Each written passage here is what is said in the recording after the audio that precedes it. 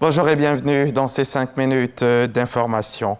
Le président sénégalais Macky Sall a rendu visite hier samedi à son homologue ivoirien Alassane Ouattara à Abidjan. Une visite d'amitié et de travail. Au terme de leur entretien, les deux hommes se sont fendus d'une courte déclaration commune pour se féliciter des excellentes relations et la parfaite entente entre la Côte d'Ivoire et le Sénégal et d'évoquer les sujets régionaux et internationaux. Le compte-rendu de Viviane Haïma à suivre dans le 13h. La 11e édition de la CGC Academy a totalement refermé ses portes avec son dîner de gala qui n'était pas que festif. Un sujet y a été abordé de fond en comble, c'est la croissance durable des entreprises en Afrique, cap sur la compétitivité.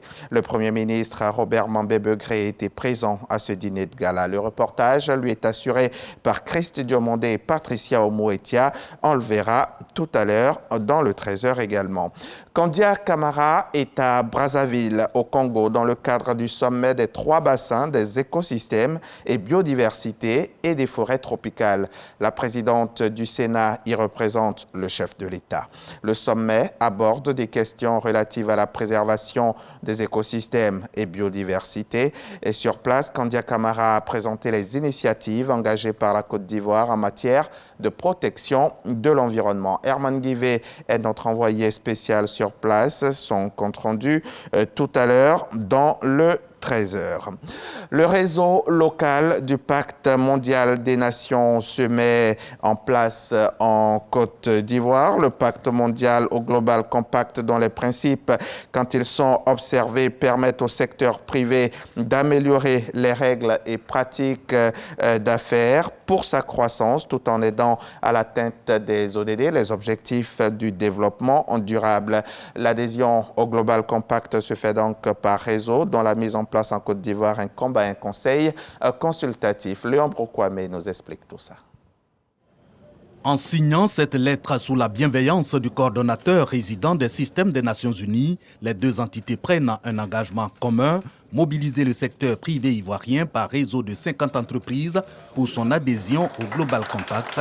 Entendez, Pacte mondial des Nations Unies. C'est un ensemble de 10 principes dont l'adoption aide à l'atteinte des 17 objectifs du développement durable. Lorsque vous contribuez à la lutte contre la corruption, vous participez à au moins 4 ODD. Lorsque vous intégrez les normes de travail dans vos stratégies et vos opérations, vous participez à au moins 10 ODD.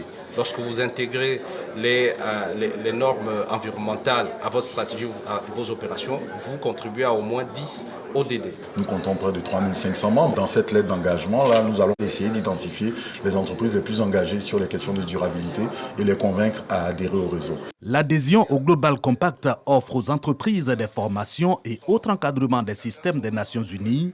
Également, le privilège du partage d'expériences sur notamment les bonnes pratiques et règles d'amélioration des affaires.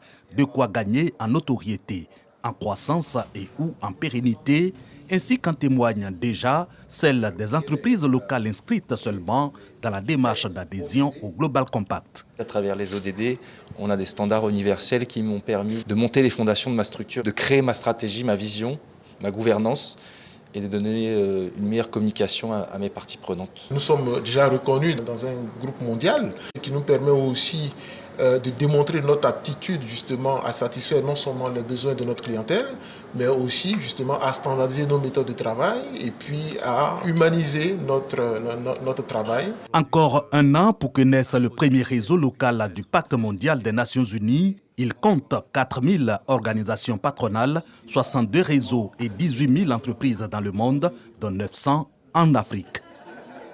L'Afrique du Sud s'est imposée sur le fil face à la Nouvelle-Zélande, 12-11 en finale de la Coupe du monde de rugby hier au Stade de France.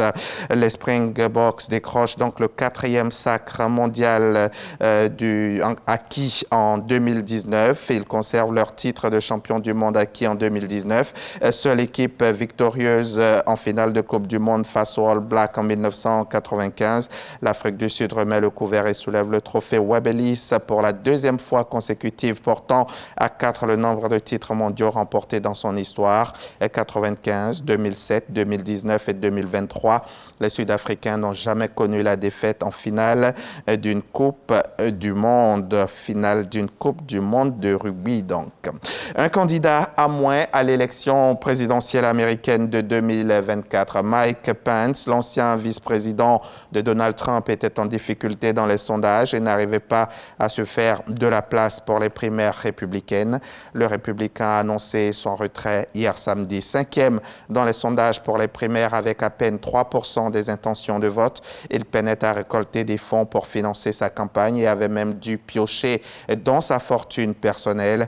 Celui qui a fidèlement servi Donald Trump durant 4 ans paye ainsi sa décision de ne pas bloquer la validation des résultats de la présidentielle de 2020 le jour de l'attaque du Capitole, car depuis ce jour-là, il est vu comme un traître par les soutiens de Donald Trump.